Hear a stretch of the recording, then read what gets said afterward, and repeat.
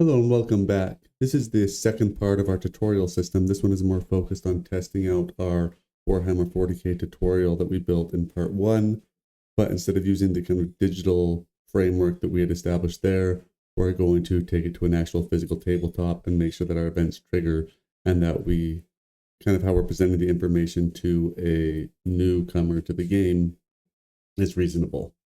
And I'm just going to briefly walk through the important points of that last video and kind of the things we did so that you can catch up if you didn't see that.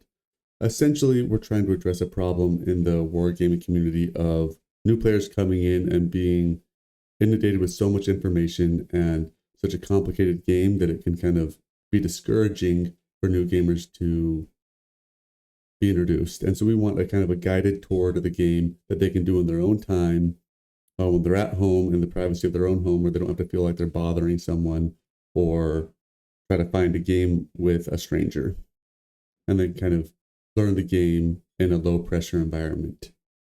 And so we built a simple map system.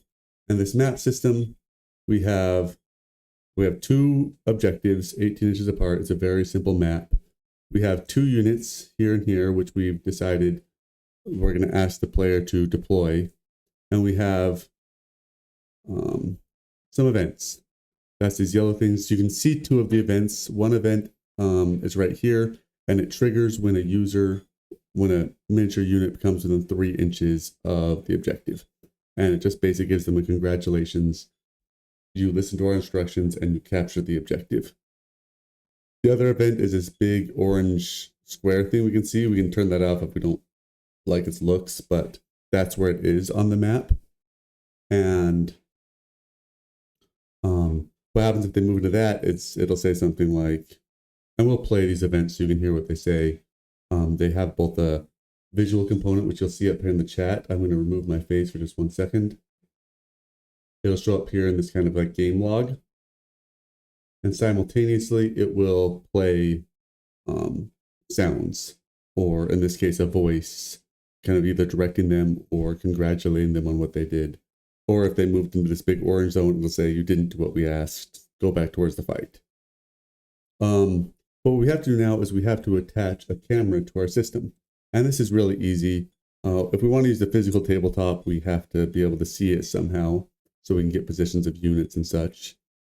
And so what you do that is we're going to attach a camera. I'm just going to scan my QR code and attach a camera. And I'm just going to go behind me to the tabletop with the game set up, similar to how this map displays it. And I'm going to hook my camera up.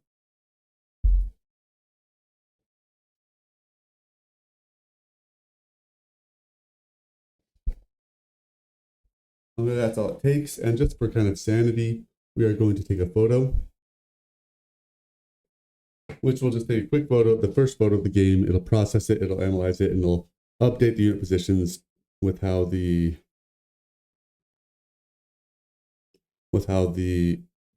user set up the game. And so that's how it's currently set up. In this case, this unit might be too far back from how we requested, in which case I'm just going to move it up.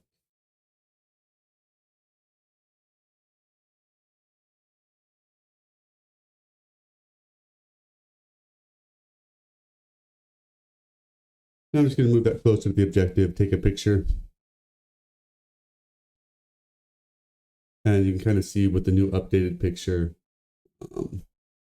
that I have moved that unit closer to the objective and closer to where we kind of want these units to start based on our initial digital game picture. Now, one important thing now we can do is we can just start our game. We want to test out if the physical locations on the tabletop are mapping well to our event structure. Now, one thing I'm quickly going to show is now if they move anywhere into this orange area physically on the map, it'll trigger that one event. Or if they move physically, a unit physically within range of this objective, it'll trigger the you've captured an objective. And we also want to test out our time trigger event, which are the instructions for the new player that the new player should take during the movement phase. And then we'll kind of proceed through the physical game and just kind of show up some more features that might be helpful for new players to begin to learn the game. So we're going to start the game right now.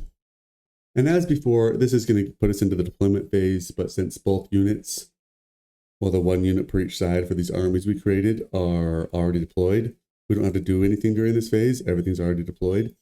And there's no actual command actions for this simple game. That might be another tutorial that we take a look at in the future. Okay, so now we're going to move on to our movement phase, which is where things can actually happen. And as we move into our movement phase right here and begin our movement actions, we should receive our movement event detailing what the user should do.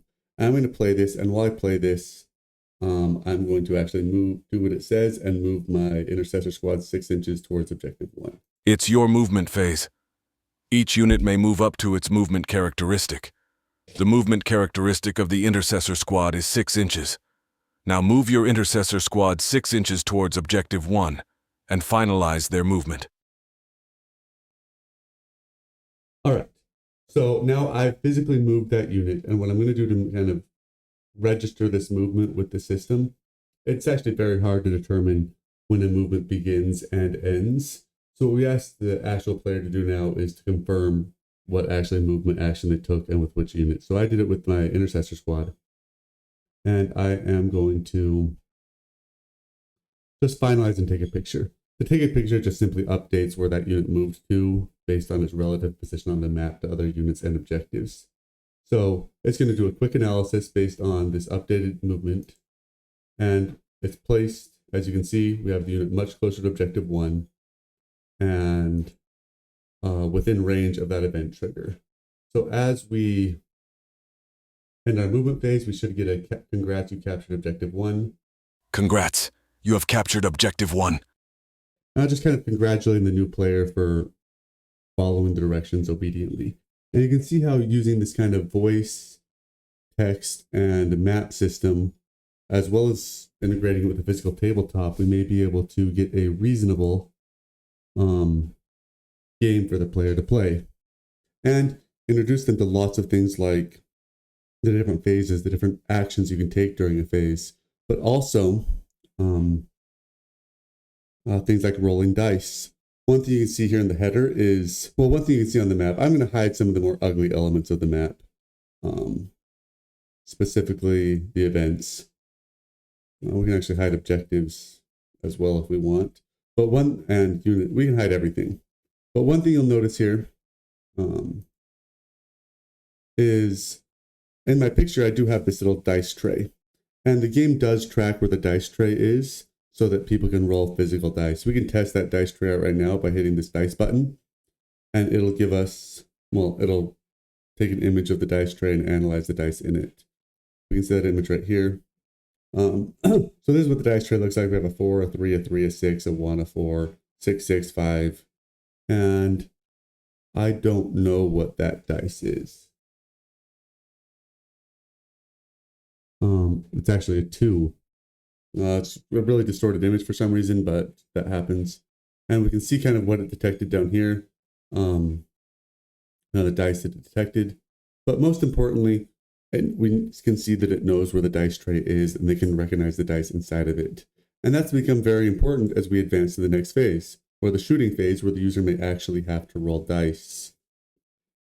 And so in the shooting phase, we're given, since the intercessor squad right here is within 24 inches of the Gene Stealer squad, we're given the option to make shooting attacks.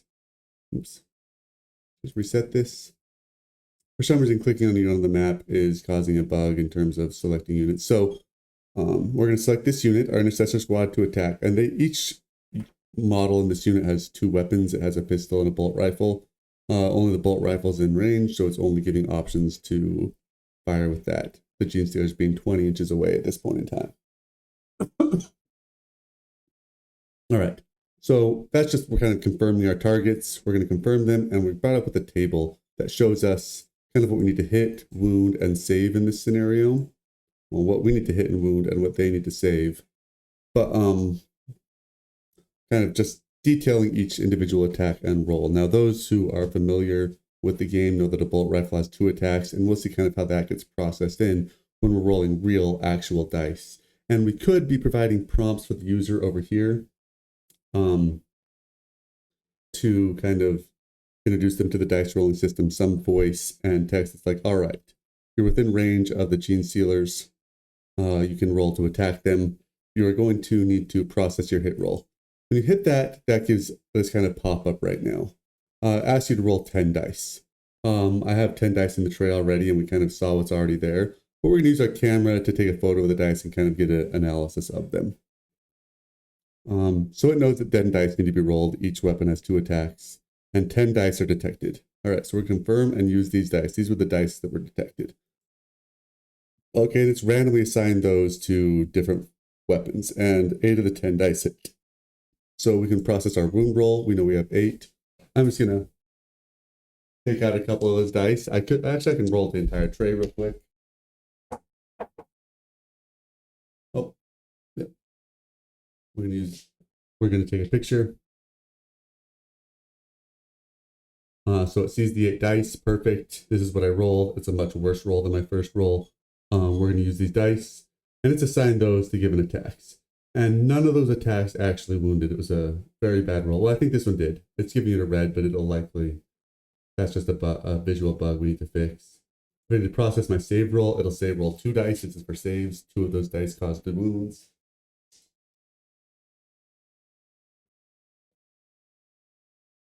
So I'm gonna roll my save roll, and I rolled a 4 and a 5. We're gonna just check out what this detects there. And as you see, we detected a 4 and a 5. We're going to use these dice. And then we can, since neither of these saved, we needed a 6. And in this case, we all know gene stealers do have a 4+, but that's kind of their invulnerable save. And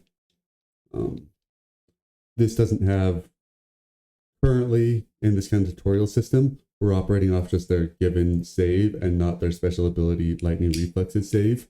So they failed both of their saves. And there's no kind of, they don't have feel no pain, and there's no thing. So it kind of gives us a summary of what happened. We dealt 2 total damage. There was 1 model killed. There's 4 models remaining in the unit. And so I'm just going to remove one of those models.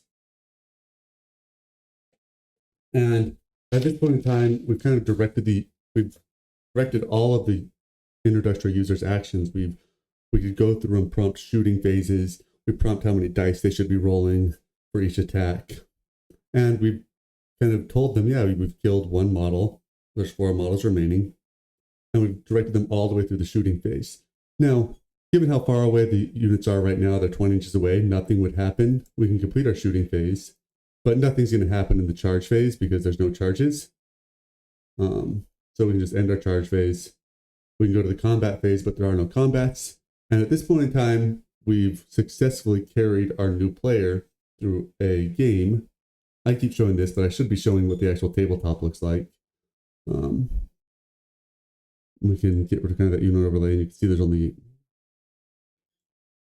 4 models now because I've removed 1. And it knows that there's only 4 models in that unit. You can see our 5 and our 4 here. But it just kind of takes us through, we've taken them through their entire first turn. Movement, shooting, we have these charge and combat actions, but it doesn't take much imagination how you could be like, all right, your next turn. Well, we know that as we go to the next turn, it's going to be the computer's turn, right? Now, again, there's not going to be anything that can happen in the command phase, but during the computer's turn, we could have another prompt pop up here. It's like, all right, it is the computer's turn. The computer has trouble moving its own miniatures. So it's going to tell you what to do with its miniatures. Okay. And in order to do that, we'd kind of go through this AI movement where the AI starts thinking and actually makes a movement action. In which case, it'll also direct the player on how to make that movement. Usually the first movement action of a phase takes a bit longer. So you can kind of see the Gene Stealers rush towards Objective 1 using their speed and agility to engage the enemy intercessor squad. And our Gene Stealers moved successfully.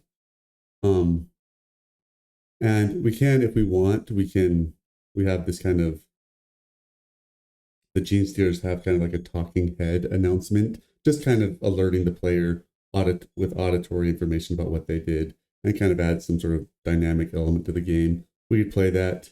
It is going to do something very strange, like asterisk, hiss, asterisk, because of the text rendering. Asterisk, hiss, asterisk, we advance, prey falls. So that's a kind of a bug that needs addressed when the unit talking head generated, like, honestly, not saying anything important, just some generated line of dialogue has asterisks in it. But that's a bug we can fix in a future update very easily. But you can kind of see how we can walk a new player through an entire game. And I think it's kind of an exciting way to introduce new players to the game with a guided walkthrough. And it doesn't have to be 2 units. You could use 5 units. You can use 3 units. You can use different armies. But in that case, someone would have to set up the game. Now, the important part about generating this tutorial system, this is a game that I played, but I can always, I'm just going to restart my game for the sake of demonstrating sharing this game. And what you can do with any game or game scenario you create, either a tutorial, maybe it's a campaign, maybe it's a specific map or some sort of with some sort of narrative elements. If you hit the share game button right here, it's going to allow any users to play this tutorial from the setup phase.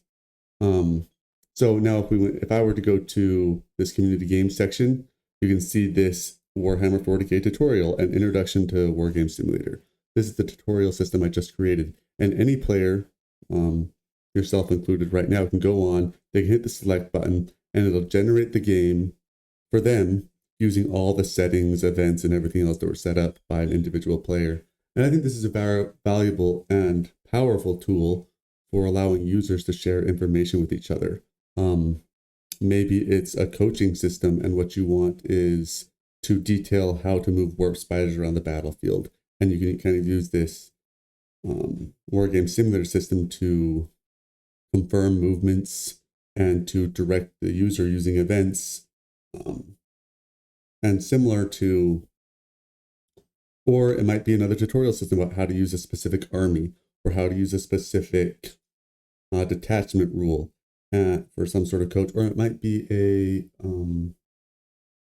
narrative element. Like, let's say when a unit gets too close to a building, that unit might give a warning. I don't know if we should go in there, sir. Just some element like that would allow users to build narrative elements for games using these event systems. So it's not just limited to tutorials. It can also expand to campaigns, narrative games, or coaching scenarios or modules. And so I just wanted to quickly share that with all of you. And if you have any questions, contact me on Discord. But I think this might be a powerful tool for engaging users in tutorials or narrative elements of gameplay, and to be able to share that system with other players very easily. So thank you.